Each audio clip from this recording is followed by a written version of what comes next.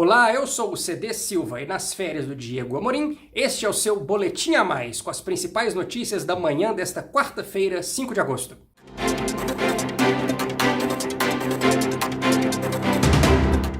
Quase metade de Beirute está destruída ou danificada. A declaração é do governador Marwan Aboudi. Mais de 100 pessoas morreram e outras 4.000 ficaram feridas na explosão no porto de Beirute na tarde de ontem. Segundo testemunhas relataram a agências internacionais, casas a até 10 quilômetros da explosão foram danificadas. Na madrugada desta quarta-feira, o primeiro-ministro Hassan Diab disse que cerca de 2.750 toneladas de nitrato de amônio, um material explosivo usado como fertilizante, estavam guardadas no porto sem medidas preventivas. Documentos publicados esta manhã por O Antagonista comprovam essa afirmação. Uma embarcação chamada Rosus deixou o porto de Batumi, na Geórgia, com destino ao Moçambique, mas por problemas técnicos teve de aportar em Beirute em 2013. Esse navio foi abandonado e a carga foi armazenada no porto, aguardando leilão ou descarte. Segundo a Al Jazeera, o atual diretor da alfândega libanesa, Badri Daher, contou à emissora local LBCI que as autoridades enviaram pelo menos 5 cartas entre 2014 e 2017 pedindo providências a juízes. O professor de Relações Internacionais Dani Zahedini, da PUC Minas, deu entrevista aqui ao Antagonista contando sobre as várias crises pelas quais o Líbano passa. Você assiste essa entrevista aqui mesmo neste canal. O ministro Paulo Guedes foi à Comissão Mista de Reforma Tributária defender a proposta do governo. Ele disse que, se for possível reduzir a alíquota da chamada CBS, proposta pelo governo em 12%, o governo reduz. A CBS, se aprovada, vai substituir PIS e COFINS e assim dar fim a mais de 100 regimes especiais diferentes. Guedes também garantiu que o governo não vai aumentar a carga tributária. A senadora Simone Tebet, do MDB do Mato Grosso do Sul, criticou a ideia do governo de enviar a reforma tributária em fatias, em diferentes pedaços. Guedes defendeu a reforma em 3 movimentos e disse que o terceiro movimento será sobre o imposto de renda. A senadora Tebet também criticou a ideia de uma nova CPMF sobre transações digitais e disse: passar batom na CPMF não vai transformá-la em imposto novo. Por falar em dinheiro, o presidente Bolsonaro disse nesta manhã a um apoiador que não dá para continuar muito o pagamento do Corona Voucher, o auxílio emergencial de R$ 600. O Ministério da Economia estuda prorrogar esse auxílio até dezembro. Disse o presidente, não dá para continuar muito, porque por mês custa 50 bilhões. A economia tem que funcionar.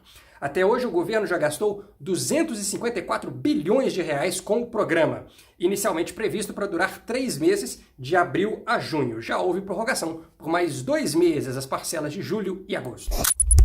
Davi Alcolumbre marcou para hoje a votação sobre a transferência de 65 bilhões de reais para estados e municípios, conforme acordo entre a União e governadores mediado pelo STF. Esse valor vai compensar desonerações de exportações e perdas no ICMS, criadas pela Lei Candir de 1996. O acordo sobre a transferência de recursos da Lei Candir foi firmado em maio pelo STF, depois de meses de discussão entre a União e os estados. A Lei Candir isentou o ICMS das exportações de produtos primários e semi-elaborados e serviços. O governo federal poupou o setor de exportação às custas dos cofres dos governadores.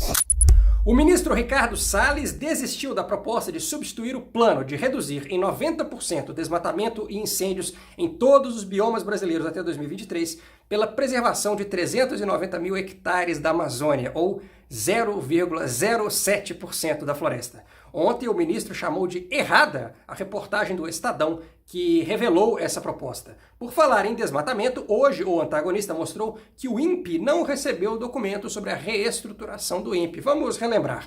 No dia 13 de julho, o ministro Marcos Pontes exonerou a coordenadora geral de observação da terra do INPE, Lúbia Vinhas.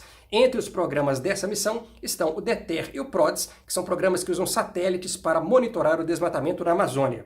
Em entrevista coletiva no dia seguinte, 14 de julho, o ministro Marcos Pontes anunciou uma reestruturação do INPE, que não teria relação com os dados do desmatamento. O vice-presidente, Hamilton Mourão, repetiu esse discurso de um suposto rearranjo no Instituto. Por meio da Lei de Acesso à Informação, a nossa reportagem pediu ao INPE documentos que mostrem o planejamento dessa reestruturação nos quadros. E a resposta veio ontem à tarde. O INPE não tem documentos oficiais sobre o processo de reestruturação, exceto a proposta de regimento interno, que, por não estar ainda publicado, não pode ser divulgado. Essa resposta não esclareceu o escopo desse regimento interno e a reportagem nossa recorreu via lá ao próprio Ministério em busca desse regimento. Este foi o Boletim a Mais com as notícias desta quarta-feira. Hoje à noite tem Gabinete de Crise com Cláudio Dantas. Até lá!